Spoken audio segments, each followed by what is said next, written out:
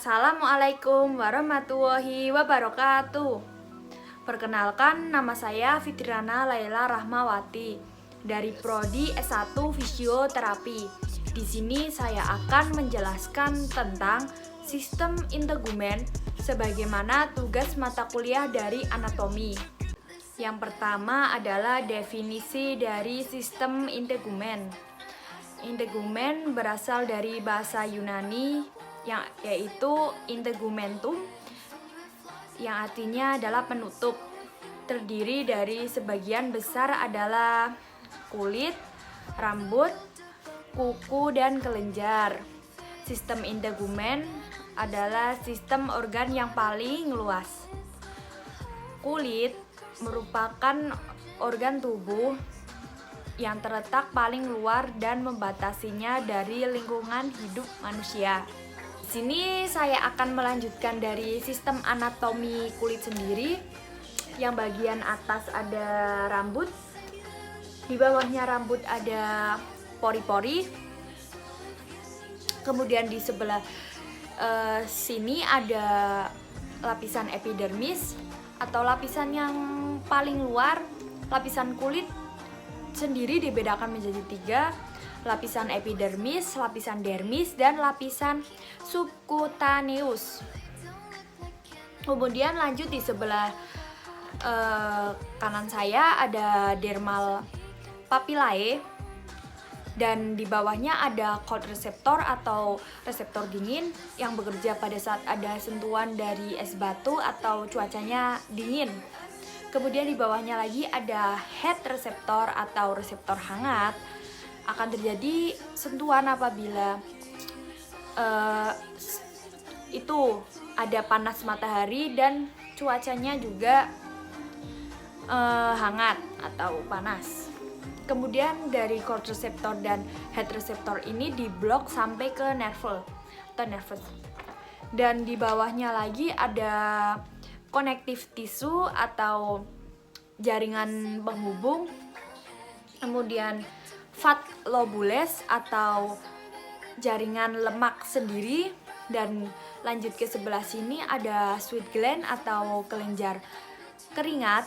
Kemudian ada sebaceous gland atau kelenjar subasea, dan kelenjar dan arrector pili muscle atau otot sendiri.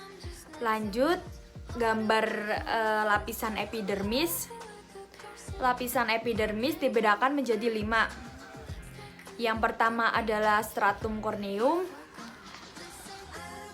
yaitu lapisan kulit yang paling luar, terdiri atas beberapa lapisan sel gepeng yang mati, tidak berinti, dan protoplasmanya telah berubah menjadi keratin. Terdiri dari 15-30 lapisan. Kemudian yang kedua adalah stratum lucidum, terdapat langsung di bawah lapisan corneum. Lapisannya terang, lapisannya sel gepeng tanpa inti, protoplasmanya berubah menjadi protein. Kemudian hanya ada pada kulit yang tebal, tampak lebih jelas pada telapak tangan dan kaki.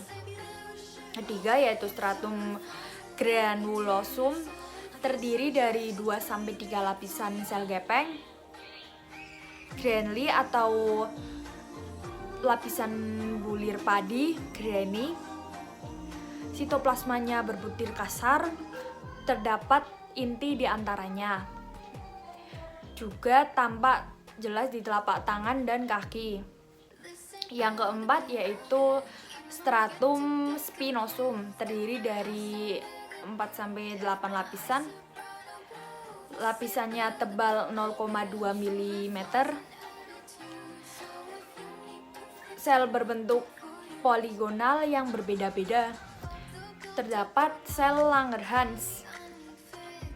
Lapisan ini memproduksi keratin. Dan yang terakhir kelima yaitu stratum basal atau germinativum, lapisan epidermis yang paling dalam dan dekat atau berkontak dengan dermis sendiri. Terdiri atas sel-sel yang berbentuk bus atau kolumnar. Terdiri dari sel yang berbentuk melanin dan membentuk pigmen dan berfungsi reproduktif. Kemudian lanjut lapisan dermis sendiri, yaitu terdapat 3 jaringan. Yang pertama yaitu keratin dan otot elastis, kemudian otot dan syaraf. Kemudian yang terakhir adalah lapisan hipodermis atau subcutaneous. Merupakan lapisan ini kelanjutan dari dermis. Terdiri atas jaringan ikat longgar berisi sel-sel lemak di dalamnya. Selanjutnya struktur aksesoris pada kulit. Yang pertama yaitu kelenjar ekrin. Kelenjar ini merupakan kelenjar kecil-kecil, letaknya dangkal di lapisan dermis, bermuaranya di lapisan kulit. Berfungsinya untuk pengeluaran keringat dan pengaturan suhu tubuh. Yang kedua yaitu kelenjar apokrin, terletak lebih dalam, sekresinya lebih kental, dan menghasilkan bau karena aktivitas bakteri yang memecah komponen organik dari keringat yang dihasilkannya. Yang ketiga, kelenjar sebasea atau kelenjar minyak, terdapat di seluruh permukaan kulit kecuali di telapak tangan dan kaki. Fungsinya memberi lapisan lemak bakteriostatik dan menahan evaporasi. Kemudian di sini saya akan menjelaskan dari struktur anatomi rambut sendiri.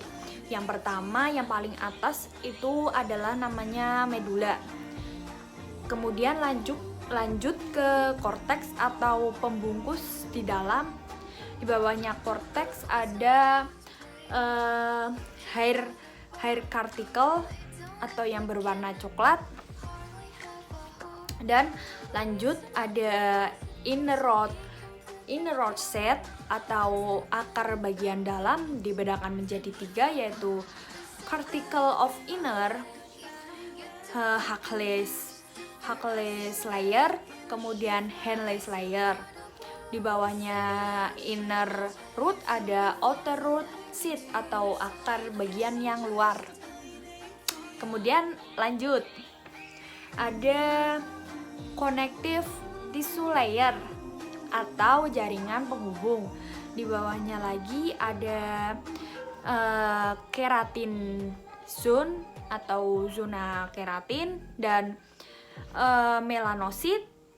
Kemudian ada dividing cell, dan yang terakhir cavity of dermal papillae.